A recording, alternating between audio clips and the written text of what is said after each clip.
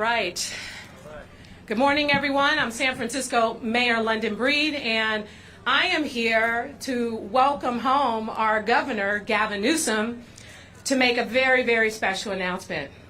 But I do want to start by just really, really thanking the UCSF team, all the runners, all the nurses, all the doctors, all the people who have been on this site since January of this year, vaccinating thousands of San Franciscans.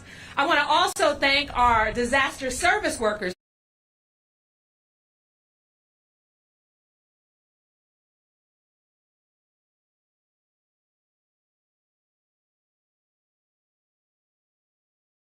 Make sure that this is a smooth operation. I don't know if any of you've seen, I guess, what they call the pit down there, but for those of you who may not have had a driver's test in many, many years, you may not want to go down there because it's an obstacle course. In any event, today is a good day. Yes, it's a typical foggy day in San Francisco on the west side, but it's still a good day. As of today, over 50% of San Franciscans over the age of 16 have been vaccinated. Yes. And also, 85% of those over the age of 65 have been vaccinated in San Francisco. Our hospitalization rates are at 20 people. Can you believe where we were over a year ago and where we are now today with that many people who are vaccinated? Who would have thought we would be at that place today? San Francisco is currently in the orange tier, and fingers crossed, Governor, we'll be in the yellow tier next week, and we'll be headed home very soon. But guess what, folks?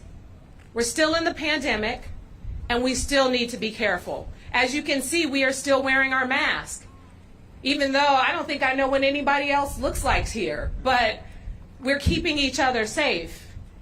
And as we come out of this pandemic, we're going to look back on this time and be so excited and proud for what we accomplished here in San Francisco and the state, and the person who has led this effort to keep Californians safe, to make sure that the hard decisions were made when other states have seen their numbers skyrocket and still refuse to make those hard decisions. He's bared the brunt of the challenges of this pandemic. No one had a playbook written. No one told us we would be dealing with a global pandemic. But our leader, Governor Gavin Newsom, has done an extraordinary job helping to move this state forward, and that's the reason why we are in a very good place. So, ladies and gentlemen, Governor Gavin Newsom. What's the matter with PPP? Where's my unemployment? Thank you, Madam Mayor, very much for the introduction, and thank you for your leadership. Dr. Colfax, let me just acknowledge that you guys have been leading the state in terms of your vaccine efforts, that 80+% for everybody 65 and over, 50% of folks now getting their first dose is substantially higher pace of administered doses than the rest of the state. So I want to compliment you, Mayor, on your extraordinary job, compliment the partnerships that you have established, including the partnership here with UCSF, the community college site, a site that, as the Mayor proudly told me, has the capacity to administer over 5,000 shots each and every day. The only constraint is manufactured supply. And I want to remind everybody that we are designing a system here in the state of California that can provide upwards of 5.8 million vaccines to be administered on a weekly basis. Currently, we are receiving about 2.5 million, but we've designed a system that includes this site here that allows us to more than double that capacity. In anticipation, with expectation, that we will be receiving more vaccines. You had noted that everybody now in the state of California, 50 years and up, is now eligible to receive their vaccine. We began that process, established that threshold on April 1st. We are encouraging folks that have not yet signed up to go to My Turn, the statewide platform, to reach out to learn about most proximate site for where you are living to get these doses administered. Today, in the state of California, we are proud to have passed two significant milestones. 20 million administered doses in the state of California and 4 million administered doses under the more important equity metric. Those two milestones, let's put it in perspective, are significant. We have administered more doses than all but 5 nations in the world.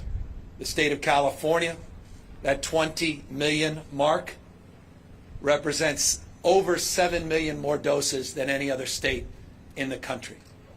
That 4 million on the equity mark, to me, though, as I noted, is more important and significant.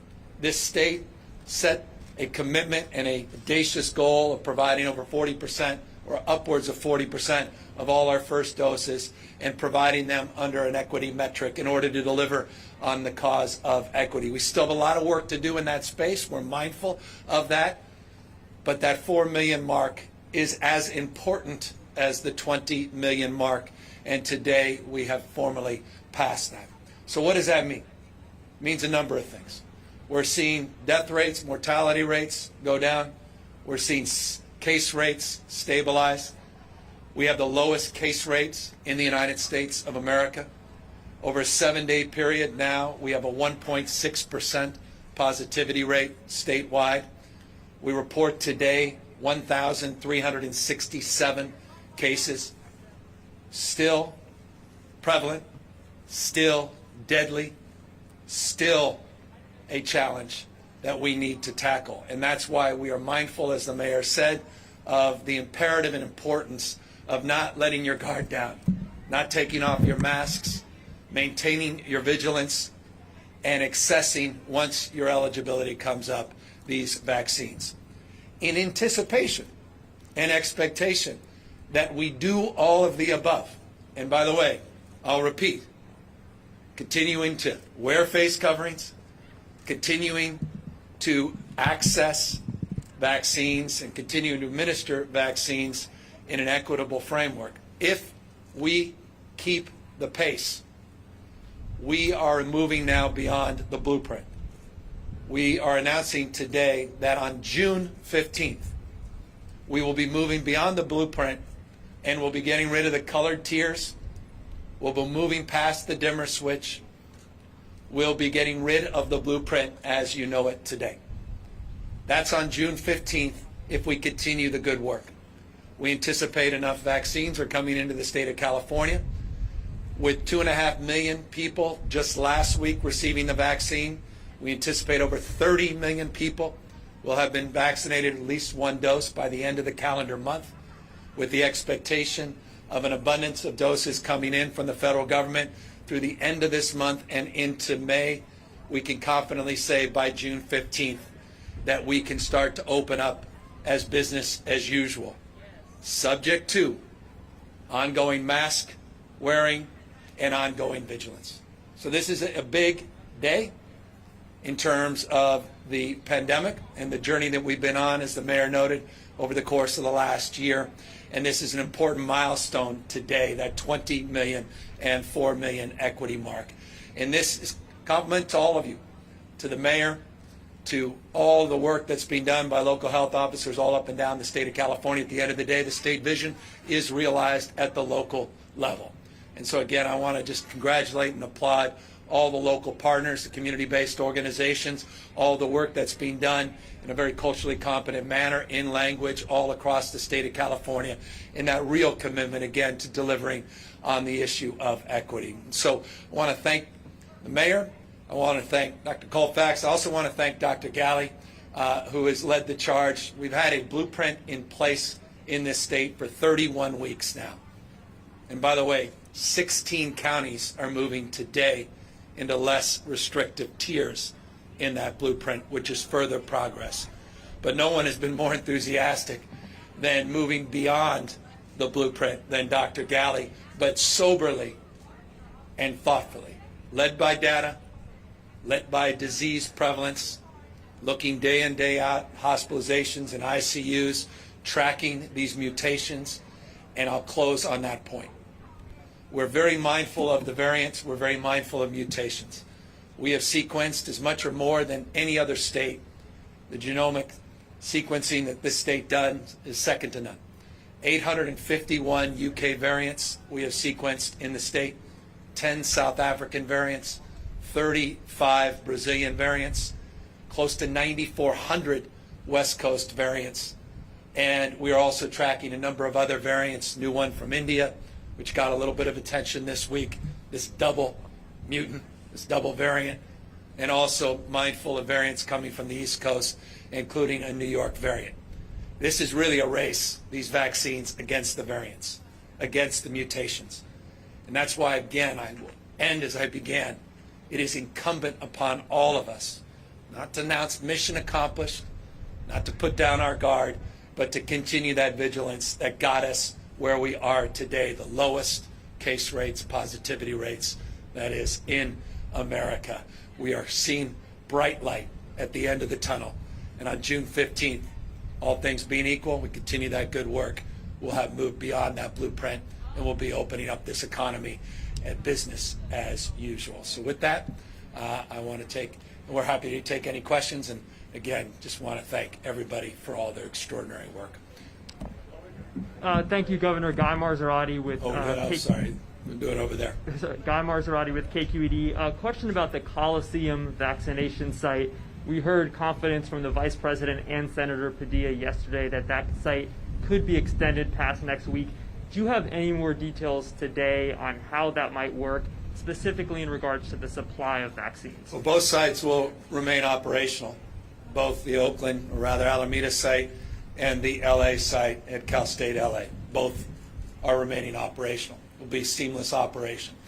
The only change is that we're not going to get the direct allocation of vaccines from the federal government. That's the only change. Otherwise, there'll be no perceptible change in a meaningful way to the public. The issue, again, is constraint. The issue is supply, manufactured supply. So we're working with the county, and in the case of Northern California, specific to Alameda County, working with two counties, working with Alameda County and Contra Costa County, forming a regional partnership with FEMA, Cal OES, with those two counties, and we'll be matching the allocations coming from those two counties with the state allocation of vaccines. We were not successful at extending beyond the commitment that the federal government made. And that commitment, by the way, was the first commitment in the United States. So we're very grateful to the Biden administration and to Vice President Harris for their commitment to the state of California. But they made that commitment. They said when that commitment ended, they held to their word, and now we'll be taking over at least the vaccine supply component and matching it with the counties. Hey, Governor, thanks for doing this. This is Ben Christopher with Cal Matters. So you mentioned June 15th, assuming we meet these conditions, that we're going to be back to a sort of a pre-pandemic business as usual. Does that mean that schools K through 12, June 15th, will be required to open back up or maintain sort of a pre-pandemic posture? I want kids back in person. I want kids back in school safely for in-person instruction. We've made this crystal clear since we put out a proposal in December. And on June 15th, we anticipate there'll be no barrier to getting all of our kids safely back, not just K through 12, community colleges, including institutions of higher learning. So on June 15th, the answer to your question is yes, affirmatively, we will expect our kids safely back in person instruction to the extent that June 15th calendar is consistent with any ongoing in-person operations, at least K through 14. So there's an expectation but not a requirement? There's an expectation across the board. We'll continue to work with the legislature. We'll have more to say as it relates to furthering those the cause of expectation. But there'll be no barrier to having our kids back in in-person instruction, and that is the expectation, and you'll be hearing more about our efforts to more firmly and foundationally advance that cause. Great, thank you. Hi, Governor. Fiona Kelleher with the Mercury News. Two questions on the June 15th news. So what standards will you be using in terms of vaccination rates, hospitalization thresholds to make that decision? And secondly, will local jurisdictions be able to maintain stricter rules? Yeah, look, at the end of the day, we're going to be very mindful of these variants and these mutations. We're mindful of disease spread. We're going to be mindful of hospitalizations. So we're going to watch all of the above. We're going to make sure that we're meeting the equity marks that we've set forth. By the way, we went from 2 million vaccines 23 days ago to 4 million under the equity mark. We anticipate conservatively, again, and this is just assuming an old pace. Let's do the conservative pace. 2.5 million doses last week. By the end of this calendar month, north of 30 million people will be vaccinated with at least one dose in the state, or at least will have administered 30+ million doses. I want to remind everybody that in California currently there are about 32 million people that are eligible to receive a dose of vaccine. So we're getting to a point where the vaccine administration, and that's just in a month, extrapolated 10 weeks out, we're looking 10 weeks out, that our expectations, the vast majority of people that want, in fact, we believe everybody that would want a vaccine will have had the opportunity not only to receive a vaccine, but will have had that second dose of the vaccine. We'll have had the opportunity to see at least a few weeks of those vaccines in people's arms, so the stability and the efficacy of those vaccines will be at peak.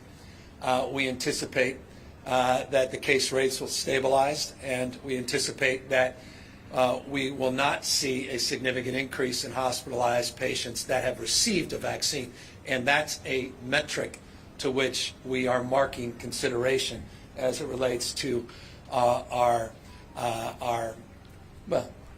broader surveillance.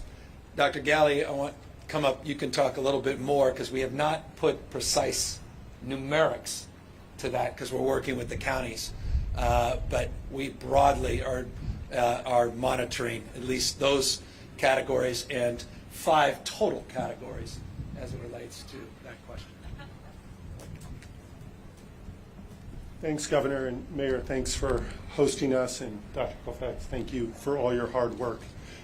Indeed, we'll be looking at hospitalizations in particular. We're enjoying low hospitalizations across the state. You heard today 20 patients hospitalized in San Francisco with COVID. It's a tremendous number in the face of what we've been through over the last year. But we're particularly concerned about not just the hospitalization numbers, but also who's being hospitalized.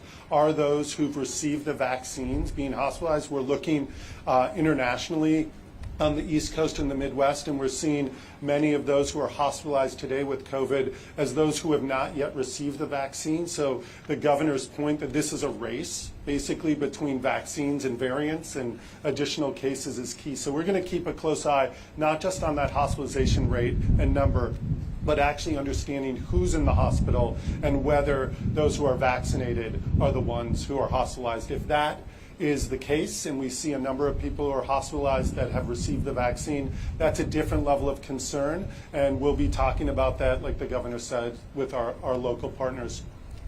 Looking at vaccine supply, we often talk about accessibility, ability to get a vaccine in a timely way. So looking at, what's reasonable to get a vaccine, a couple of weeks from people's interest to being able to get that vaccine appointment is going to be a key marker that we'll be watching closely.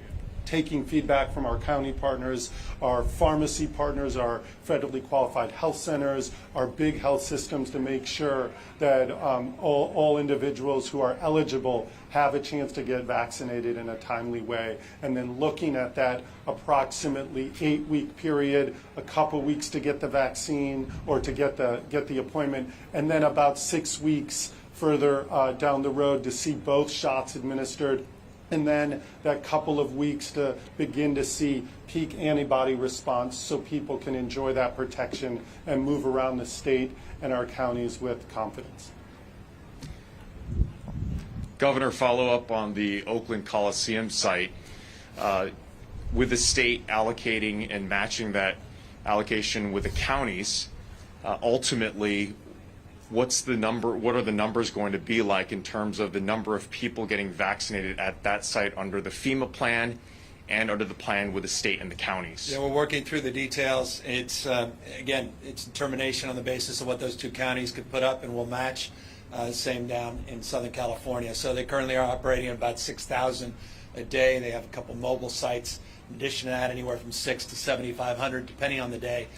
So baseline of about 42,000 a week. But remember, this is not a zero-sum game. They're significantly increasing supply directly to pharmacies, coming from direct allocations from the federal government. Walmart, Costco, among others, last week, new pharmacies that are part of the pharmacy program. We're also increasing the number of options, federally qualified health centers. So there's multiple strategies. When these two FEMA sites came up, we're living in a different frame, a different world. Mass vaccination sites now represent, just those two sites, a little less than, well, roughly 3% of the statewide distribution and allocation of vaccines. So we're in a different place. Those sites are important. They're up. They're operational. They're turnkey. We want to keep them up. We've been crystal clear with the federal government about that. We tried hard to get more direct doses of the vaccine. They're competing. We're competing with 50 other states. I can assure you, it's just for what it's worth. I've talked to a number of governors. They're a little envious that California got 2 sites, and we were the first state to get the 2 sites. Many other states, vast majority, haven't even gotten 1 site. So that's what we're competing up against with the federal government. And so they made commitment to us. They fulfilled that commitment. And now we're working through with the counties to figure out what their doses are on the basis of this. The reason we can't answer that question is that the question requires new updated information from the federal government.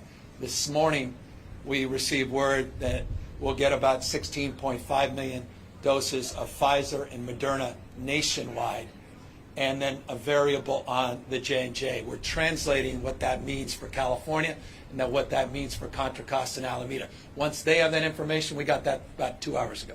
Once they have that information, they're going to figure out their allocation.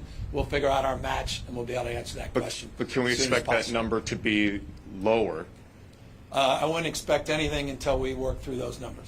Regarding mask mandates, about a third of the states across the country have lifted their mask mandates or have never had them in place. When do you anticipate the state of California lifting that mask mandate? We're not anticipating in the short run lifting the mandate for masks. We think it's incredibly important. It's the most powerful and important non-pharmaceutical intervention we can do to mitigate the spread of this disease. And I want to remind people that this disease continues to be deadly, not only here in the state, across this country. And the disease didn't take Easter weekend off. It's not taking this week's spring break off. This disease is as deadly as it's ever been. The only thing that we have done is we have suppressed the spread. We've mitigated that spread because of the number of vaccines that have been administered, because of the antibodies that are in, that have obviously significantly increased across the state and country, and because of mask wearing. And so we are committed to extinguishing this disease, and we don't have any short-term goals as it relates to lifting the mask mandate. Hi, Governor. Stephanie Sierra with ABC7. 2 questions here. The first being just a follow-up to what you just alluded to a moment ago. How many vaccine doses do you expect California will be receiving weekly by early May? And secondly, given that indoor venues will be able to reopen assuming criteria is met, what is the state doing to crack down on fake vaccination cards? So as it relates to vaccines, 2 weeks ago we received 1.8 million. Last week, 2.1 million. This week, 2.4 million. I just referenced, just had a call, governor's call, weekly call with Jeff Zients, who runs the task force for the Biden administration, and they set out the federal allocations. We're translating that. Again, we just got those a couple hours ago. And once that information is, once we receive that detailed information, then we present that to the counties. We present that publicly to you in real time. I anticipate those numbers to continue to go up. The one variable remains J&J. The stabilization on Pfizer and Moderna, we have more confidence in the short run. J&J, we have lots of confidence in the medium run and long run, meaning the short term with J&J variability begins to give way to more confidence in May that J&J will substantially come in at a much higher and more predictable number of manufactured supply. But the issue of supply, we have confidence that the numbers will continue to tier up, and that by May we'll be in that frame that President Biden made clear a few months back when he said by May every eligible American that wishes to access and get a vaccine will have the ability to schedule that access, and I believe that to be the case in May as well. Hi, Governor. Andres with Telemundo. Are you worried about the cases going up in some counties, like, for example, Alameda? You know, we're always mindful, and every day, first thing we do is we wake up and look at the case rates. We look at it by region. The Bay Area has seen a modest increase in the last number of days. Statewide, we've seen a decrease. As I noted, 1,367 cases statewide. Put that in perspective, New York had over 6,700, state half our size. Florida over 4,700, much smaller state. California less than 1,400. Now, we were 2,400 a few days ago, so it bounces back and forth. Positivity rate, though, has remained over a 7-day period at 1.7%, or 1.6 today, 1.7, 1.8 the last few days. So, yes, every day we are cautious, we're mindful, and every day someone gets a vaccine, every moment that goes by, and another one of these cars that goes through is another triumph moment in this race against variants, in a race to keep these cases at a minimum. Hi there, Lily Tan with NBC Bay Area. How can you ensure people from other states who have lax rules about COVID don't come into California and reintroduce COVID into our population when we are moving towards herd immunity? And secondly, once June 15th passes, could the tier system come back afterwards if our rates go back up? Well, look, the one thing we're mindful of is, you don't know what you don't know. With these mutations, with these variants, with the reality that they're experiencing in places like India, Germany, Italy, France, the challenges they're seeing around the rest of the world, the fact you're seeing increased cases in other states, 16 plus states have seen pretty significant increases in the last few weeks. You got to be open argument, interested in evidence. So there's always the prospect. We're always going to be led by data, led by reality, and the lived experience on the ground. But our expectation is, if we're vigilant, if we don't spike the ball, if we don't, announce mission accomplished, if we continue to do the good work that we've done, that by June 15th we'll be beyond that blueprint and we'll be back to a sense of normalcy. But again, mindful of the importance of masking, particularly indoors. As it relates to the issue of people coming from overseas, or for that matter, even out of state, we are aligning our efforts very closely with the CDC and the recommendations. Just last week, we made an update to our state guidelines as it relates to travel restrictions. We had a 120-mile restriction. We brought in that statewide. We have very specific language that was updated in that guidance that we put out last week as it relates to out-of-state travelers. And we put up guidelines as it relates to international travelers, particularly those seeking to join conventions here in the state, and requirements around vaccinations and testing. And so the concern is real.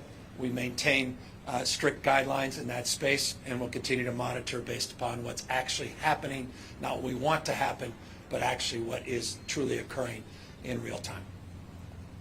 Hi, Governor. Megan Bobrowski from the San Francisco Chronicle. I have two questions. First one is, come April 15th, will the state be able to meet will the supply be able to meet the demand for vaccines, and will people be able to sign up early before April 15th to get the vaccine? And the second question is, I know Alameda County previously said they aren't able to take over the Coliseum by Sunday. Will the state then be leading the effort, or what is the... No, FEMA's... thank you for the question, because I really want to clear this once for all. The site's going to continue to operate. FEMA is going to continue to provide the support. They've been crystal clear about that for some time.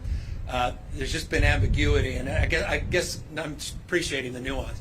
There's been ambiguity about only one thing, and that's supply, direct allocation of supply. And we fought hard to get that supply extended. They couldn't do it. So with that in mind, we'll figure out the supply, but all the money that they've supported that operation and backed that operation with will continue to flow, and all the personnel that we need will continue to flow and support that operation. We have augmented our efforts beyond just that site, and will continue to increase the total number of available opportunities for people to access these life-saving vaccines. As it relates to, again, the details as it relates to supply, we'll be forthcoming about that when we have more clarity later, hopefully this afternoon, once we're able to assess that 3-week window in terms of the supply coming in to the state. And forgive me, the first part of your question? Sure. Will residents 16 and older be able to sign up for the vaccine before April 15th? Yeah, you can go to the My Turn app, but again, not everybody's on My. So the reason this is a nuanced question, the answer is yes with the My Turn. Other counties may still be working through their old systems, but the idea is to get everybody scheduled. But let's make this crystal clear.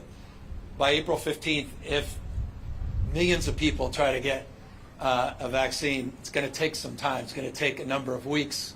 It's going to extend perhaps over a month until we have the available supply. Again, we're still constrained by supply, but the eligibility will open up, so the opportunity to access will be made available to everybody 16 and over. And by the way, we hope to drop that eligibility from 16 down to 12 once the FDA approves the eligibility for 12 to 16-year-olds. So we'll try to mark and progress in parallel with the CDC. But again, I caution everybody, on April 15th, we don't anticipate a substantial increase in available supply beyond what we are receiving this week. Modest, but not substantial. Hey, Governor, Jeremy White with Politico. I think there is an expectation as we move into the recovery phase that that will be the focus of the legislature. Your State of the State speech was very focused on recovery, not delving too much into other policy areas. But there are a lot of ambitious bills out there, everything from banning fracking to single-payer health care to police decertification. Is there the capacity or the appetite to take on some of these big issues this year, particularly those that could be economically disruptive, or do you think the legislature and your policy team need to be narrowly focused on economic recovery? Economic recovery is, to me, significant, not narrow, but I get the broader point. We haven't backed off on making transformational change. We're not backing away from our efforts with CalAIM. This is a once-in-a-generation opportunity to completely reimagine our substance abuse, behavioral health, and mental health delivery system here in the state of California. We were not timid. We were quite bold in January, anticipating a modest surplus that's grown substantially, surplus well in excess of $25 billion today. That doesn't even include the $26+ billion we'll be receiving from the federal government from the stimulus. So we want to be as bold as the challenges are big in this state, and we'll continue to support transformational ideas and thinking. But we're also mindful a lot of the surplus, not a lot, vast majority is one-time in nature. We're going to maintain our fiscal stance, our fiscal prudence. We have the highest reserves in state history. We're going to be paying down more money on our long-term obligations, pension obligations, than any other time in our state's history. Our bond ratings, one of the highest it's been in over 2 decades. We'll continue to do what we can to set aside dollars for a rainy day. But we are mindful that economic recovery has to be focused on equity and those that have been disproportionately impacted by this pandemic. And so we'll continue, as we have in the last number of months, to prioritize and target our efforts, relief efforts, and recovery efforts in that manner. But no, the answer to your question, Jeremy, is we're committed to being bold and transformational, but we're also mindful that we cannot oblige or obligate dollars over the long term that we don't have. And so we'll continue to also be pragmatic in that respect. Thank you, Governor. And then I had a quick follow-up on your earlier response about the mask mandate, which you said you have no intention to get rid of in the short term, the virus remaining deadly. But if we get to the point in mid-June where hospitalizations are low, vaccines are widely available, might you then contemplate lifting the mask mandate if we've hit these other indicators? Yeah, look, we're open argument. We're interested in evidence. This is the disease, the data will make that determination. Won't be done on a political whim, won't be determined out here in sunny west side of San Francisco early part of August. I mean, this disease continues to be rampant, continues to be deadly. You're seeing disease spikes and surges in other parts of the country, driven by youthful exuberance, literally and figuratively, as well as these variants. And so all of these things are factors, including the lived experience around the rest of the world. So we're very sober about this. We do not subscribe to the point of view of some of these other states. You know, there are few, baseball fans that I'd take a back seat to, but I was disappointed to see some of those images of, tens of thousands of strangers packed into a stadium without any mask mandate. And opening day the other day or yesterday, one of those states, that's not the lead we're going to follow here in the state of California. We're going to follow the lead of Dr. Galley and Colfax and others and continue to be sober and mindful of this disease and this pandemic. Last question. Hi, Governor. This is By Sean. the way, you remember, the mayor's still here, and she's always available for any questions. Forgive me, Mayor. God bless you. Hi, Governor. This is Sean Huang from World Journal. Just one question. Because people who over the age 16 can be ejected since April 15. So, can you talk the support of vaccines from federal government? For people give me the support from the federal government that's come from. So, can you talk the support of vaccines from federal government? The broader support specific to the vaccines? Yeah. Well, the support we're receiving from the federal government is extraordinary, and I just want to note that it's come in many different ways. We're getting direct support for these 2 mass vaccination sites that will continue in the state of California, both in Alameda and in LA. That support will continue in terms of personnel and reimbursements in partnership with FEMA and the Office of Emergency Services, and with the support of the counties, LA, including Contra Costa and Alameda County. We've relieved direct financial support for direct vaccines. Again, I'll remind people, you can get a vaccine regardless of your immigration status, your ability to pay. Vaccines are free. And I want to encourage everybody 50 and over today to get a vaccine. On April 15th, everybody 16 and over will be eligible for a vaccine. We are in a race against these variants, and I want to encourage everybody that hasn't availed themselves to do so. And the sooner we do that, we truly can turn the page, move away from this blueprint by June 15th.